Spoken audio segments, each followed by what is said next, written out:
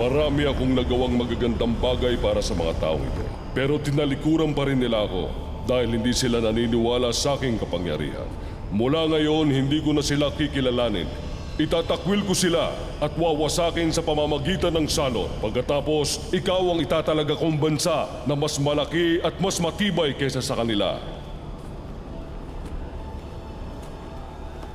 Dahil sa inyong kapangyarihan, iniligtas niyo ang inyong sambayanan mula sa Ehipto. Huwag niyo naman po sana kaming tapusin dito sa desyerto. Ipakita niyo ang dakila niyong kapangyarihan, Panginoon. Kayo ang nagsabi, ang Panginoon ay banayad sa pagkagalit at sagana sa walang hanggang pag-ibig. Patatawarin niya lahat ng uri ng kasalanan at pag-aaklas.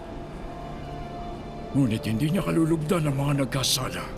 Kayo ay mahabagin at binibiyayaan niyo mga tao ayon sa kanilang gawa. Nakikiusap ako. Patawarin niyo mga taong ito tulad ng pagpapatawad niyo sa kanila nung umalis sila sa Ehipto.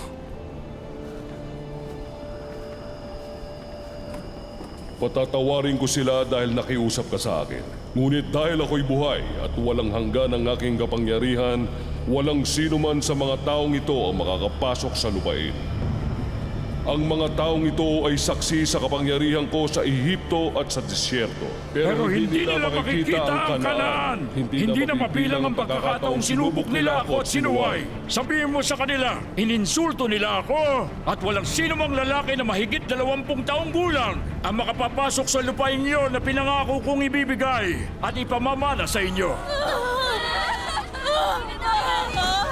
Tanging sina Caleb lang at Josue ang makapapasok.